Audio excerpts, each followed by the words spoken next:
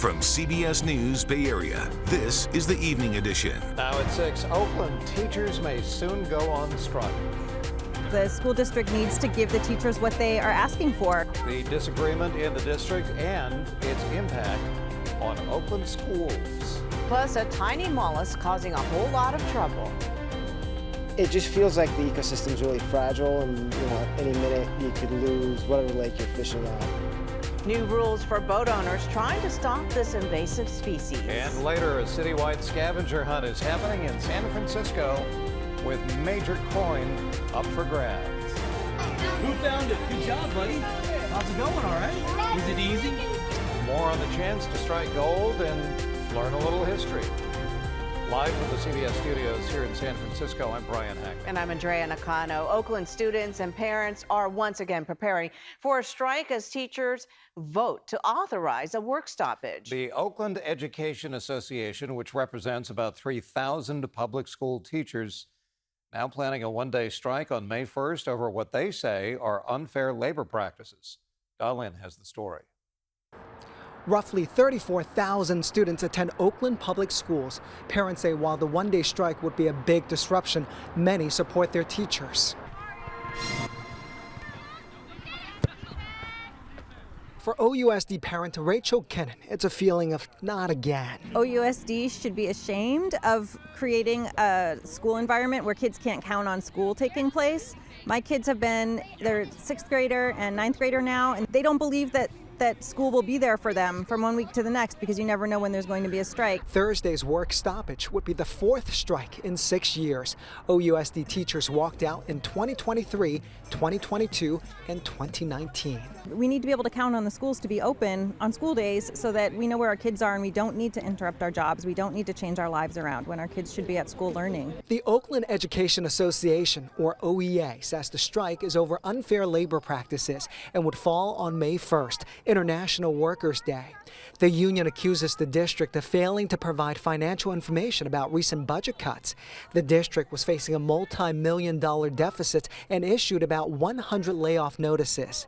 The union released a statement on Sunday that reads in part, "The district has a legal obligation to provide this information, which is needed to enable educators to understand how proposals would affect teachers, district and classroom stability, and the community we serve." Many parents I talked to say they side with the teachers. Luckily, my kids are old enough that I can keep them home. I would never cross a strike. I'm not as caught up in all of the details, but I do trust our teachers and know that if they're considering doing something as drastic as this, that it is important and something that we should all pay attention to. School Board Director Mike Hutchinson says he's confused by the strike, claiming the union has access to all the budget information it's requesting.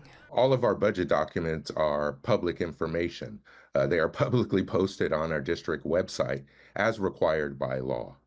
And so I would just point out that there's been very general claims made, and nobody has been able to say specifically what document they have not been given. Go Clippers! The strike comes at a time of uncertainty for district leadership. The school board recently voted to remove the superintendent. It is offensive that we are 4 days away from the strike and there's been no communication about anything. So what's supposed to happen on Thursday? Some parents like Kennan remain critical of the district and are even considering leaving OUSD due to the ongoing instability. OUSD is shooting itself in the foot. They're doing all of this stuff that's breaking trust and breaking any support that they might have had with families. The OUSD school board scheduled a special meeting on Tuesday night to try to work with the union and avert the strike. There is a bit of good news out of Oakland Unified. The district announced that it is emerging from state receivership at the end of the school year. Now, we reached out to Oakland Unified for a statement on how they plan to prepare for the strike if no compromise is reached, and we are still waiting for a response. Meanwhile, fire crews in Oakland are investigating a 3-alarm fire inside a warehouse on 9th Street. No one was inside, and there have been no reports of injuries. 2 nearby buildings were evacuated. About 50 firefighters were deployed, and officials say that an aggressive fire response and the surrounding brick buildings prevented the fire from spreading. The owner of the warehouse is on scene working with investigators. Okay, coming up in this forecast, if you wanted a break from the gray, cool dampness, we are about to get one. First, just a quick review. We got more rain today, certainly looked like it from the time lapse over my shoulder. This is a radar replay that is 7 o'clock this morning. If you were up that early, you noticed the last wave of showers to move through. Look how we cleared out that time lapse up there. That takes us into the early afternoon. Tomorrow's going to look a lot more like that. In other words, a lot more blue sky, and that means we have a warm-up coming our way. It just kind of starts tomorrow, but it's really going to peak by the time we get into like Tuesday and Wednesday when the numbers are going to jump even higher. But let me just leave you with Monday's numbers for now. We're going back to the 70s tomorrow. You can get out of the low mid 60s for inland valleys for like the last 3 days in a row. Tomorrow you notice more blue sky, warmer temperatures. If you like that, Tuesday and Wednesday are even better.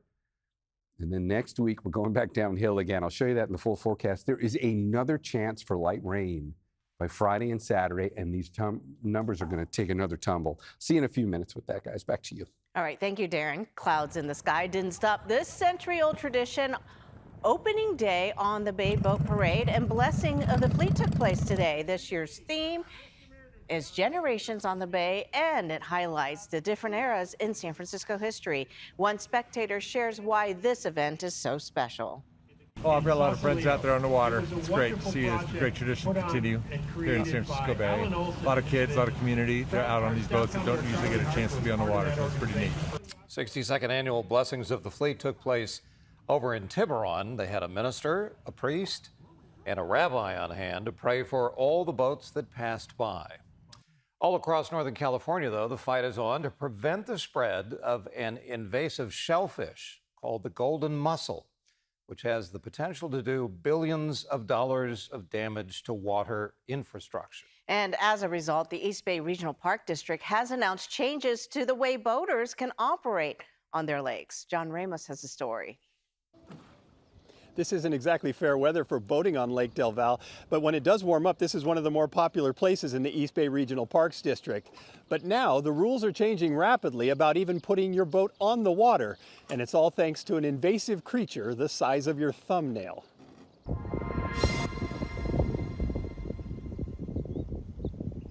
When golden mussels were first discovered on a float near the port of Stockton last year, it sent shockwaves through Northern California water agencies. The invasive mollusk, native to Asia, can live in most kinds of water and reproduces rapidly, fouling pipes and motors and just about anything else it gets a hold of. And that spells bad news for fishermen like Ali Moyedi. It just feels like the ecosystem's really fragile, and at any minute you could lose whatever lake you're fishing at. So it's kind of, it is scary to say the least. And I'm scared to go to the Delta because then I might not be let back into here, which is kind of scary too. For Ali, here is Lake Del Val above Livermore. The lake already has an inspection program for invasive mussels that requires a band be fastened between boats and trailers, allowing them to move between various lakes in the East Bay Regional Park District without being re-inspected. But that's about to change. This is a new invasive mussel, and we are responsible to not spread it from waterway to waterway. And so our boat banding program is changing. We'll now have, starting on May 7th, color coding bands so that you can return to the same water body with a particular color of band, but we will not be using bands from one water body to the other as we had been in the past. That means moving a boat from lake to lake will mean a re-inspection process that requires the boat to be completely clean and dry, which can take up to a week under normal conditions. If that sounds difficult, it's nothing compared to some lakes. EB Mud has banned any new watercraft of any kind from its reservoirs, and Folsom Lake has a banding program that involves a 30-day quarantine to allow boats to dry completely. For me, fishing, coming out to fish is like therapy, So a 30-day quarantine would be pretty hard? Yeah, exactly. My mental health wouldn't be the best after 30 days for sure. Nick Simard appreciates that the Park District's program is a little less draconian, but he also doubts that Lake Del Val will stay mussel-free if they're already in the Delta. There are certain bodies of water, such as Lake Del Val, that get Delta water put into the lake. So if they're worried about the mussels being in the Delta, then it's, likely going to be also eventually in here as well.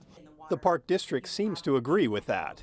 I don't believe that we have detected any in our lakes yet, but I think that there's sort of an idea of an inevitability that it will happen at some point. And so the constant inspections are really the best that we can do to protect our lakes from having any kind of infestation.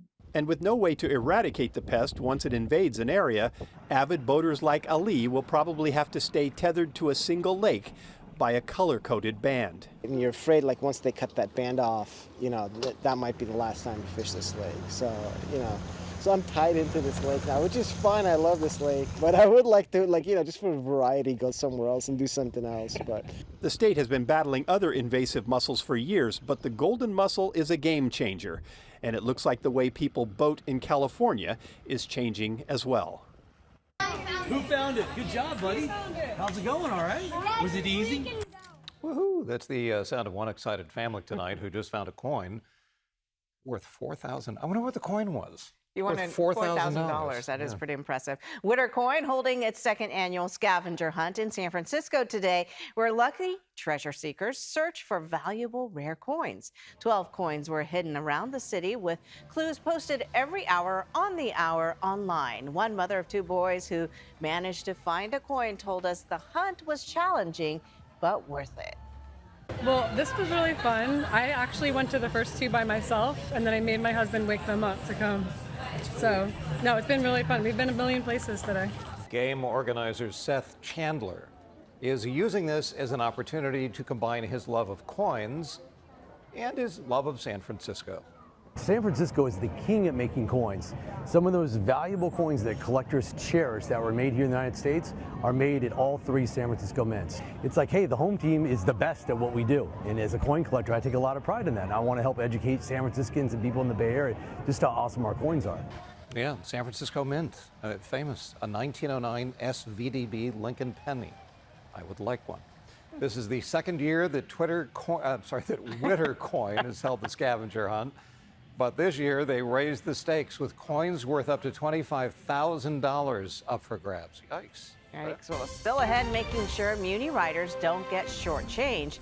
We ride along with a transit fare inspector, making sure people pay their fair share. Next.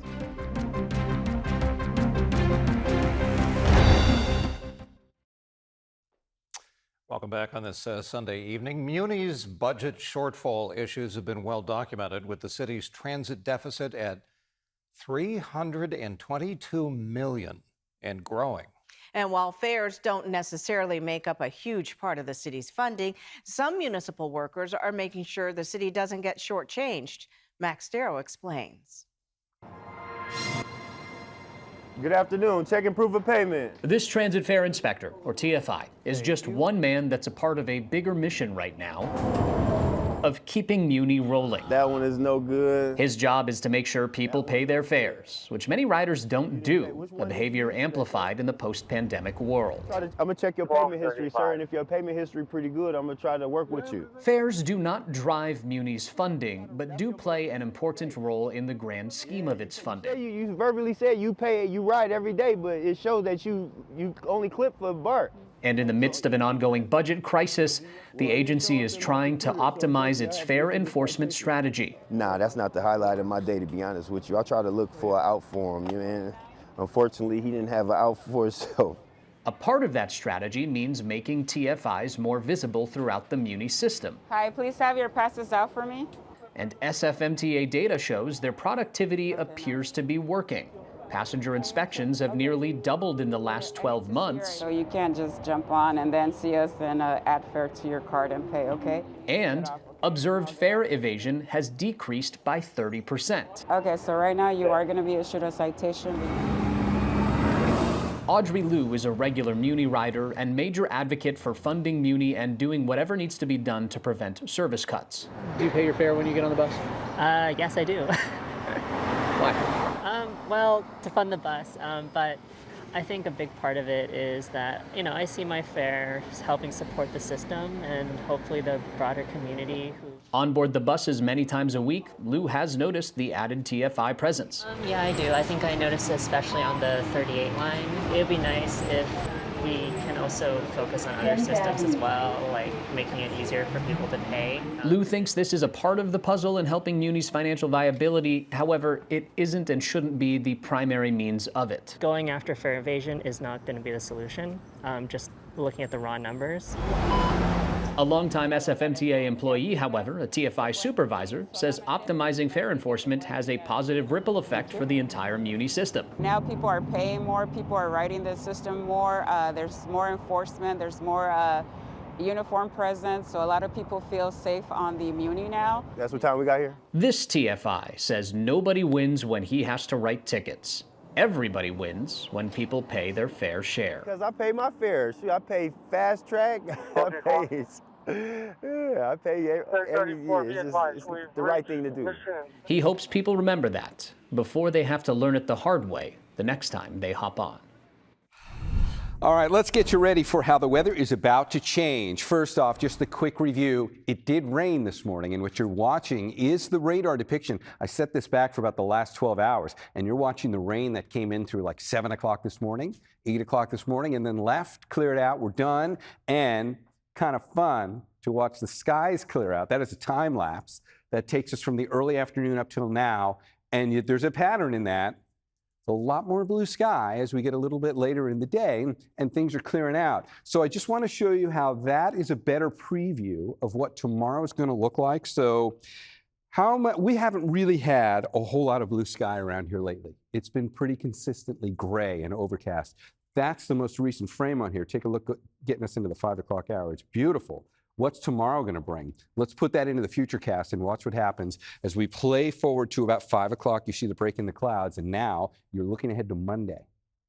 Clouds out here off the coast, maybe a little bit of fog here in the Central Valley, maybe some patchy fog tomorrow morning in the North Bay valleys, but it doesn't look like much. The real point, and what I wanted you to see here, is sunny skies. This is your Monday. We're starting out that way in the morning, and we're going to let that play through into the afternoon. We haven't had a day like this in a while. So you're going to get plenty of blue sky tomorrow, and I think you'll notice. Also, it's going to be warmer. So just the review on daytime highs, again, just to show you what we looked at this at the top of the newscast, but with everybody in the low to mid 60s today, these are tomorrow's numbers. With blue sky, we're going back up to the low 70s for inland valleys. Tuesday and Wednesday are warmer than this. There will be low 80s out here as we get into Tuesday and Wednesday. And then it's going to start cooling back down again as we get towards the end of the week. The Pacific is redeveloping a storm track now, which does appear like it's going to bring us another bout of cloudy, cool, and maybe even damp weather. By next weekend, there's a lot going on out here. If we switch out the clouds and put in the forecast imagery, what we'll see is a line of rain that develops out here, comes across the Pacific, and there's your timestamp. We get to Friday, now that's pretty close to us. And let's look at that again a little more closely. We'll compare and contrast by putting that forecast imagery into this monitor. So just to replay what we just saw on the hemisphere and slow it down a little bit, there's not a lot to that. But that is taking us into Friday. This weak little front's going to move across the bay. It'll probably be with us Friday and Saturday. And if we color in the map for, we might get measurable rainfall for those 2 days. A couple hundredths of an inch of rain on there. That's pretty much what we did this weekend. In other words, next weekend could be a repeat of what we just did. So enjoy that sunny and warm break that we've got coming in the middle of the week. Speaking of which, here it is in the 7-day forecast. We saw the warm up for Monday in the mid-70s. Now look at Tuesday and Wednesday. Right on the verge of 80 if you're inland.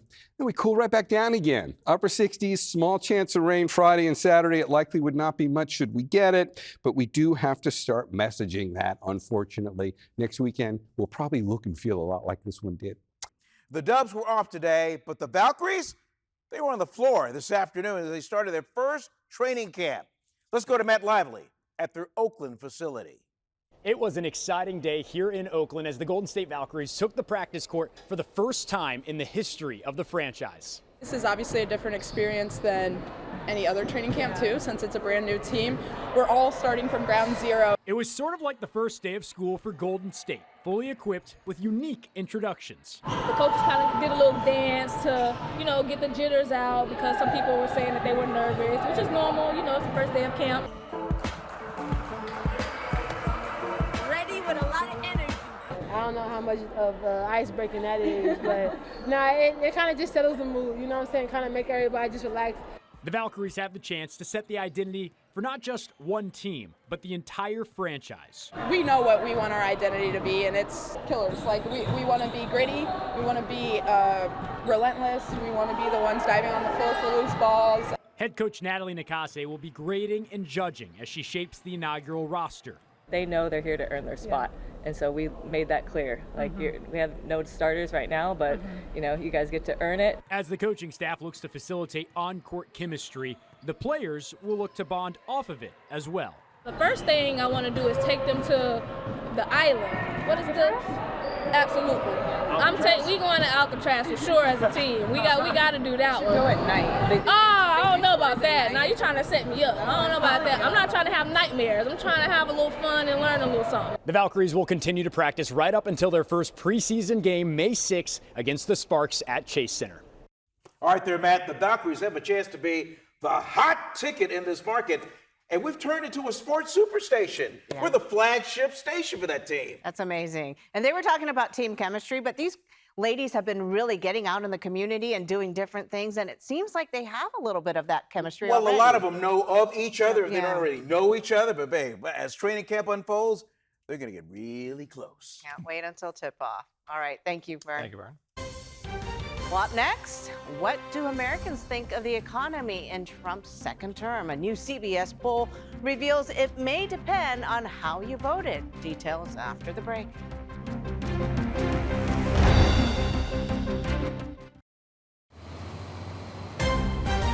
From CBS News Bay Area, this is the Evening Edition. Welcome back on this Sunday evening. This Wednesday marks the first 100 days of President Trump's second term. A new CBS poll out today shows that nearly 2/3 of Americans think that period is enough time to judge the Trump administration, with varying levels of satisfaction across a number of issues. More than 60% of those polled say the White House is too focused on tariffs and not focused enough on lowering the prices. On the economy, more than half of participants are saying that things are getting worse, although those who identify themselves as MAGA Republicans overwhelmingly disagree. 70% of them say things are getting better. And when asked how the president's policies are impacting their finances, a third claim no difference, but about half say they are worse off than they were prior to his inauguration. According to the poll, Mr. Trump's overall approval rating fell to a term low of 45%. 11 people were killed and over 20 people injured last night at a Vancouver street festival. Police say a man driving a black Audi SUV plowed into the crowd. It happened around 8 o'clock last night at the Lapu-Lapu Day Festival put on to celebrate Filipino heritage. The Associated Press spoke to a witness who says they saw the suspect sideswipe someone and then speed up. From over there, from like the start right there, he just pushed the gas all the way through the whole block right there, crashing into like everyone in his way. Bystanders caught the suspect, a 30-year-old Vancouver man. He now faces 8 counts of second-degree murder. Officials say there could be more charges to come. Canadian Prime Minister Mark Carney had a message for all of the victims. And to them and to the many others who were injured, to the Filipino-Canadian community, and to everyone in the broader Lower Mainland, Vancouver, I would like to offer my deepest condolences and my wishes for strength and compassion in this tragic time. Police do not believe this was an act of terrorism. They say the suspect has a history of mental health issues. Meanwhile, in Rome, cardinals gathered at the Basilica to pay tribute to the late Pope Francis. The pontiff was laid to rest there yesterday. His casket was placed in a simple marble tomb in a side aisle of the basilica. And preparations are now underway for the conclave that will choose the next pope and the direction of the Catholic Church The Vatican has not yet announced when it will begin, but church rules say it must be between 15 to 20 days after the death of the Pope. Coming up, we head to the fly fishing capital of the world, where one guide is trying to bait people into learning about climate change.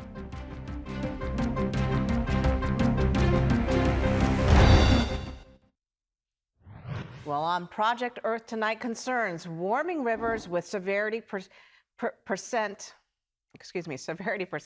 rivers around the globe now losing oxygen and killing fish. David Scheichter took a trip up the Catskills in New York, where one fly fishing guide is teaching people to fish for the fight against climate change. This is the home of American fly fishing. This is ground zero right here. You're standing in it. Brian Shepard is a guide on the historic Beaver Kill River in New York's Catskill Mountains. We'll go ahead and step one in the water here. And he's teaching me to fish, if that's even possible. It's not really about the fish. It's actually about introducing people to a way that their life can improve. And we try to expose them to the magic of this place so that they'll save it. Got something. Yep. Oh, shoot. That was a fish. That was a fish. But rivers everywhere are in trouble. Recent research found 87% of rivers studied across the U.S. and Europe are warming, with 70% losing oxygen. What climate change does is it's starving the oxygen out of the water. It's raising the water temperature, and it's killing off trout. I don't know that I'll be doing this in 10 to 15 years from now.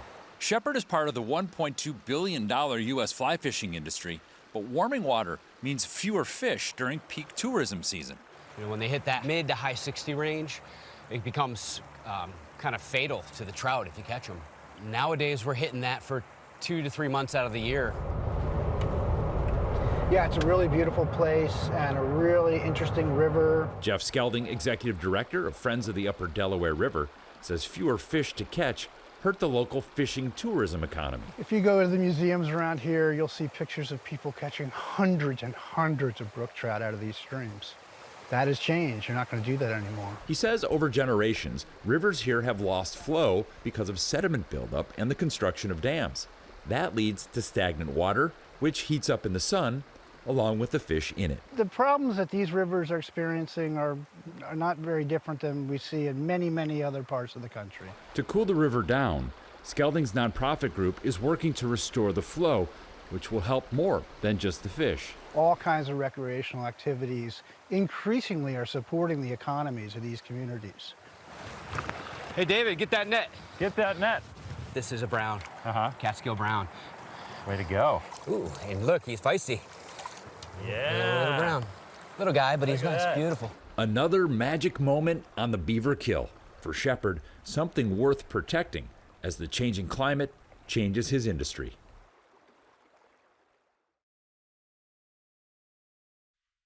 And welcome back. Today was the final day, speaking of climate, of San Francisco Climate Week. But up in Napa, one winery is doing its best to keep things sustainable on a more permanent basis.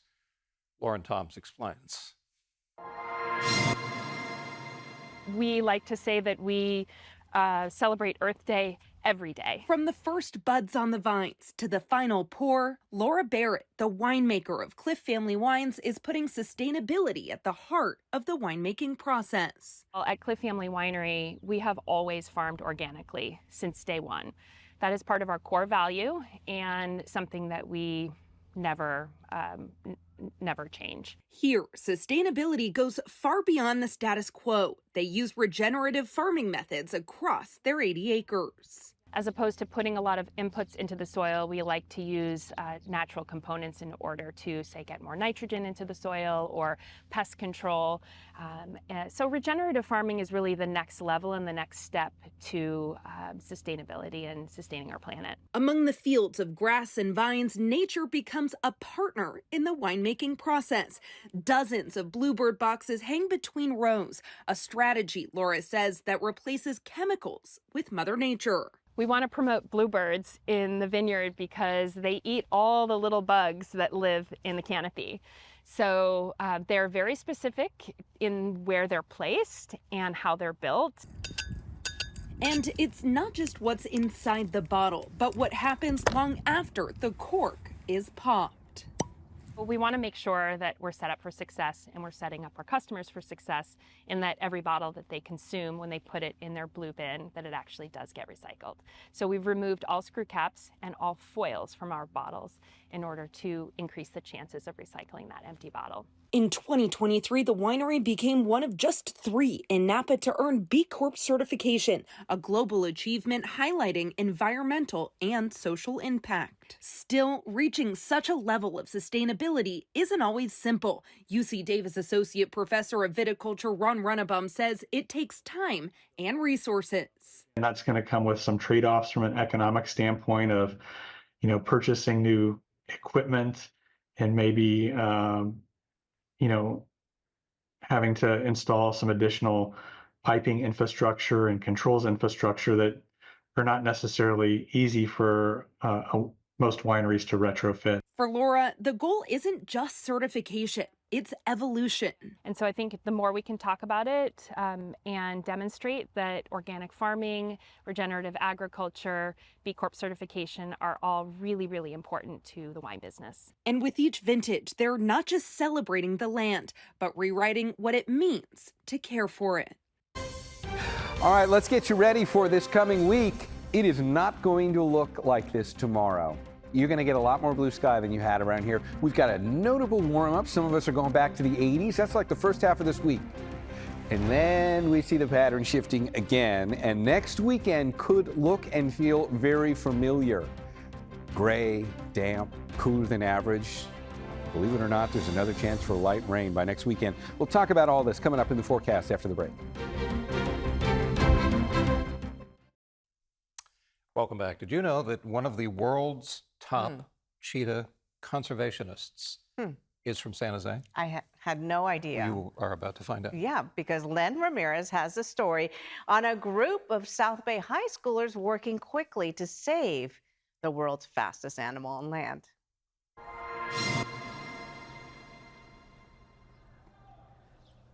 Well, it looks about the same, but it feels different. It's a long way from the plains of Namibia to the campus of Leland High School in San Jose. But Dr. Lori Marker, one of the world's top cheetah experts and conservationist, made a homecoming to her alma mater as part of her stated mission in life. My mission is to save the cheetah and change the world. Marker graduated from Leland in 1972 and went on to San Francisco State University. She first worked in the wine industry but found her calling during a side job at a wildlife park in Oregon. And it was there where she became fascinated with the fast and the fragile cheetah. Well, people don't know. They know that they're the fastest land animal. They have no idea the numbers are so low, that they are racing for their very survival. And that's, I think, the biggest awareness that I'm trying to bring to, the world, the Western world, the world where they live, these arid landscapes in Africa. We have a number of cheetahs in our sanctuary right now. Marker was a special guest for a talk about cheetahs and her own unique life journey that took her from San Jose to Namibia, where she established the Cheetah Conservation Fund and Research Center in 1990. She told a packed AP biology classroom how cheetah numbers have dwindled to just 7,000 and how they are losing habitat and facing extinction. So that's more people in this school than live in any of the cheetah range countries. We have the largest population in Namibia, which is called the cheetah capital of the world. We maybe have 1,000. Marker is trying to stop the illegal pet cheetah trade and has introduced formerly captive cheetahs into the wild. And her center now breeds special guard dogs from Turkey to give to local farmers to protect their sheep and goats from predators so cheetahs won't be blamed and shot. Another reason for their decline. The students didn't want to leave. It was a really special opportunity to be able to meet her and see such outstanding work and learn about such fascinating information about cheetahs, which most of us probably never knew. The subject matter was cheetahs, but the underlying message was a strong one for students facing important life choices in upcoming years. I hope that they take awareness. I hope that they can take away that there is somebody who graduated from their school and is doing something big. I think big for the world, and yet I'm just normal and grew up here, was walking in the same places they're walking. She says she never expected to become the voice for cheetahs worldwide, but knew that she could solve problems. and that problem solving keeps her active and happy and could help her stop the world's fastest land animal from running out of time. All right, let's come back home and get caught up on this forecast. We turned a corner today. View out the window. That is a live look outside from the virtual set. There's a lot more blue sky out there now than there has been for like the last 3 days. We started out pretty gray, but now that we've turned a corner, you're going to be sunny and low 70s. You see where Monday gets you at the start of the 7-day forecast. There are temperatures at or near 80 by the time we get to Tuesday and Wednesday. But looking back here, things do get a little more complicated again. Friday into Saturday, the clouds increase, the temperatures go down. There is a small chance for some light rain on those 2 days. I want to show you what that looks like. First thing, let's get you ready for this day here, because as we watch the last few hours of today, this is a pretty good preview.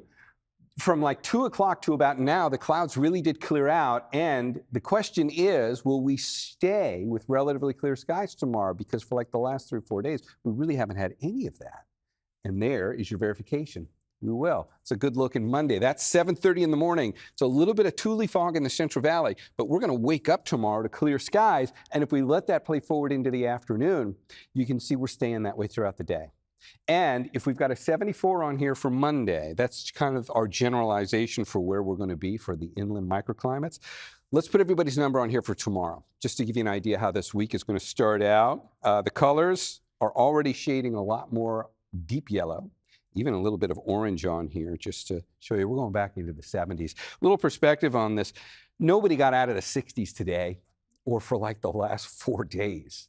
It's like low to mid 60s is what we've been living with. Tomorrow it's 70s. And as we saw at the start of this, Tuesday and Wednesday are warmer. Tuesday and Wednesday, some of those inland numbers are going back up to the low 80s. All right, that covers the first half of the week. Let's get caught up on that change. Why did the clouds increase and the temperatures take that drop again as we get towards Friday and Saturday? Well, if you look out across the Pacific, got the real pretty high-resolution satellite imagery on here. It's the day-night divider. We're out here, by the way, just about to get towards that day-night divider. California's right under there with all the clouds. This is where that change is coming from. I'm going to switch this. I'm going to put this forward into the futurecast, and you're going to see a line of rain develop out there that gets pulled our way by Friday. Timestamp down here, by the way. That weak little system, I mean, you watch that band of rain, it kind of falls apart before it gets here, and it's helpful to look at it that way. Let's see if we can get a little more detail. Instead of looking at it on the big picture for perspective, let's play it again. This is actually the European model. What we saw in there was the American model, but they're both pretty much depicting the same story. Look at that weak little line of showers right there. And this is Friday into Saturday. Now, that can be kind of tough to really come away with specifics at this point. Here's the best way for a takeaway. If we get rain out of that, how much might we get Friday and Saturday? It's not a lot. Those are the totals, a couple hundredths of an inch of rain. This is not going to be a significant rainmaker. What it will do is bring us right back again to cloudy, cool, and yes, technically we will be discussing the possibility for a few light showers by the time we get to Friday and Saturday. Should sound familiar. That is exactly what we just did this weekend. This weekend it was more cut off low. Next week it'll be a little different. It'll be a little more weak cold front. Just a little behind the scenes there. All right, guys, back to you.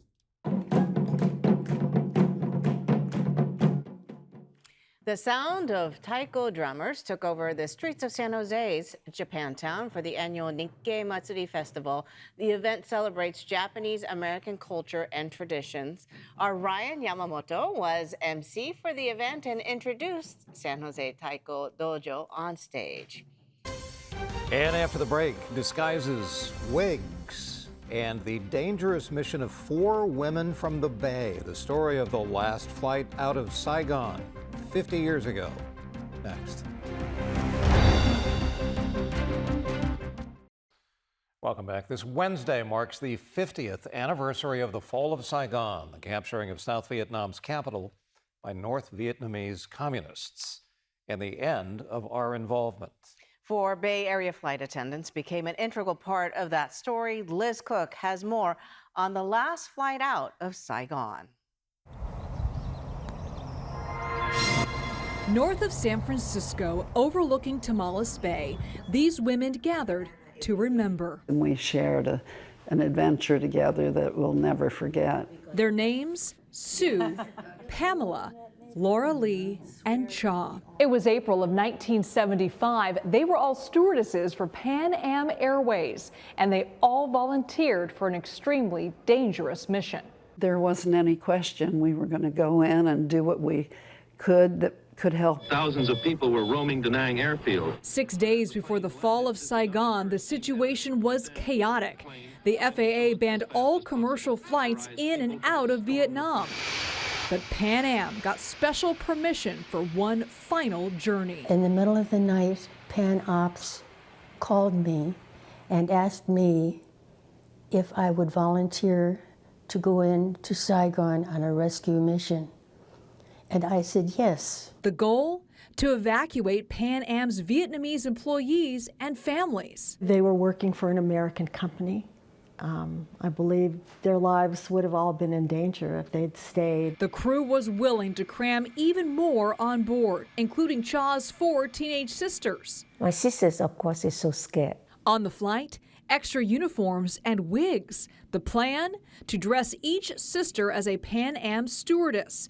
Then, one by one, the disguised teens drove out to the plane, passing soldiers armed with machine guns. Without my help, I don't think they had the way of getting out of the country. They boarded nearly 100 more passengers than the plane could seat. It was packed, every inch. When the jumbo jet took off, there was gunfire that we could hear. We knew that the airport was surrounded. We knew that. What I recall was the deafening silence. People were crying. We were crying. We were sad that they had to leave that way. All credit their pilot, the late Captain Bob Berg, as being the real hero. He told us when we got on the ground that he would not leave anyone behind, that he would turn the red flashing light on, and that meant get back to the airplane as quickly as possible. Such a treasure and such a man filled with humility and bravery and courage. Qualities shared by these women today and 50 years ago on a flight to freedom.